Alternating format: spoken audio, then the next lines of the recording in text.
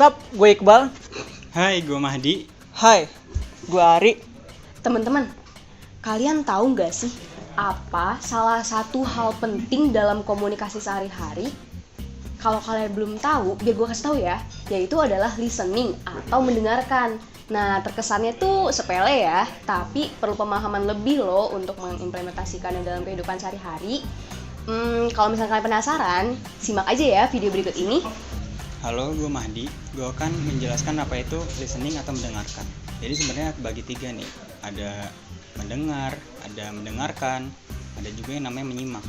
Yang pertama, mendengar. Apa sih mendengar itu? Mendengar adalah proses mendengarkan, tetapi tidak ada unsur kesengajaan. Jadi seseorang mendengar suatu bunyi atau suara dengan ketidaksengajaan dan tidak ada upaya untuk memahami. Nah, biasanya ini ketika kita mendengar suara klakson mobil atau suara nyanyi yang hanya terfokus apakah ini suara yang enak atau tidak. Ku mau dia, tak mau yang lain. Hanya dia. Kenapa? Suara lu busuk. Astagfirullah. Iya. Mas. Lalu berikutnya ada mendengarkan. Dan di mendengarkan ini ada unsur kesengajaan untuk memahami apa yang disampaikan seseorang juga. Kenapa sih? Ya, gue kan nyanyi karena lagi ada masalah sama hubungan gue. Kenapa? Coba nyanyi yang benar dikit. Ya, kalau gitu nyanyi nggak sesuai hati, gitu nyanyi terpaksa kan. Gue mengekspresikan suasana hati gue. Nah, berikutnya ada menyimak. Menyimak adalah proses mendengar, mendengarkan, dan memahami apa yang disampaikan seseorang kepada sang pendengar ini. Biasanya ini dilakukan untuk kegiatan yang cukup serius dan membutuhkan tingkat konsentrasi yang cukup tinggi. Pengen nyanyi gitu. Lagi ada rasa. Cerita dong sama gue. Ya, gitu deh. Lu bisa dengerin nih, lu bisa ngasih saran juga. Mau saran dari gue nggak? Oke, selanjutnya adalah ada stage dari listening. Ada 5 stage dari listening tersebut.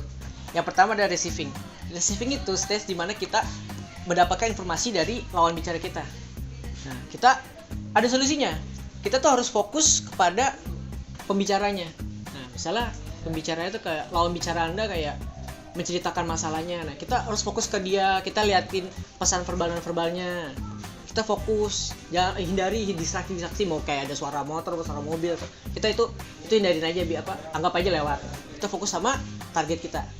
Selanjutnya ada understanding ya. Understanding itu sebagai good listener kita harus paham sama lawan bicara kita. Nah, understanding itu kita lihat semua setiap detail yang dia beri. Dia cerita apa, kita dengerin.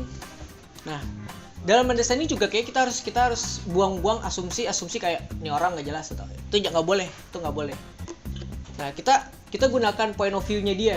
Oh, berarti ini ceritanya tuh kita gambarkan diri kita sebagai dia. Selanjutnya ada remembering. Kita mengingat semua pesan yang diberikan pada komunikan.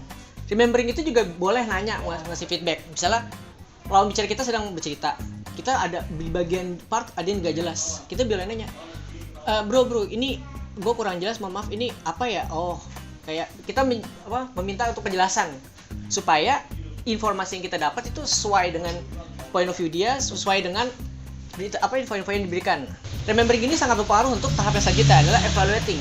Evaluating itu kita menggunakan semua informasi yang kita dapat untuk menjadi suatu respon.